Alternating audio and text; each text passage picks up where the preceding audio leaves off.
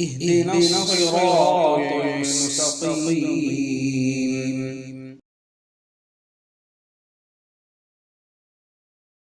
السلام عليكم ورحمة الله.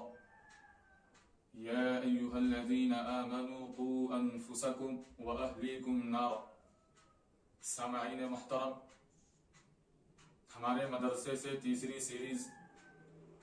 حصول علم میں والدین کی ذمہ داریاں کے عنوان سے پیش خدمت ہے۔ اس وقت پوری دنیا، خاص کر ہمارے ملک کی جو صورت حال ہے کہ اسلام، شاعر اسلام اور مسلمانوں کی مذہبی تعلیم کو مٹانے کی ناپاک سازش اور کوشش کی جا رہی ہے، اور اس وقت اسکول، کالج اور یونیورسٹیوں میں جو تعلیم دی جا رہی ہے، جسے ہمارے بچے راتوں دن محنت کر کے حاصل کر رہے ہیں، جس تعلیم کا نہ تو خدا کی وحدانیت سے کوئی تعلق ہے اور نہ رسول کریم صلی اللہ علیہ وسلم کی رسالت سے، نہ تو والدین اور رشتہ داروں کے حقوق سے کوئی واسطہ ہے، اور نہ اسلامی شاعر سے، نہ تو اخلاق و عادات کو عمدہ بنانے کی کوئی فکر ہے، نہ اسلام اور دین اسلام کی حقانیت و سچائی کی۔ اب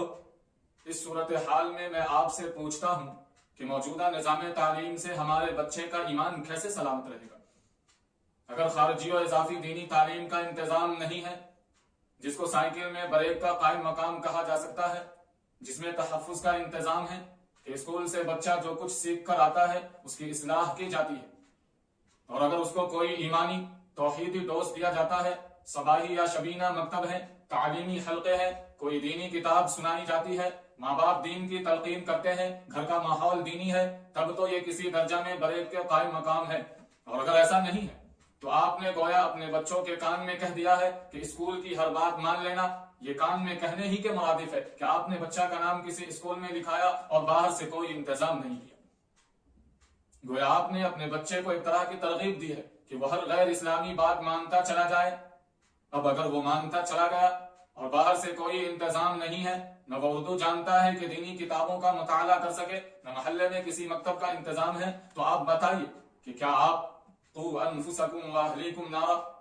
اپنے آپ کو اور اپنے اہل و عیال کو ایسی آگ سے بچاؤ جس کا ایندھن آدمی اور پتھر ہے، کہ مخاطب نہیں؟ یقیناً آپ اس آیت کریمہ کے مخاطب ہیں، لہذا چاہیے تو یہ تھا کہ آپ دینی تعلیم کو دنیاوی تعلیم پر مقدم رکھتے، لیکن اگر آپ ایسا نہیں کر سکتے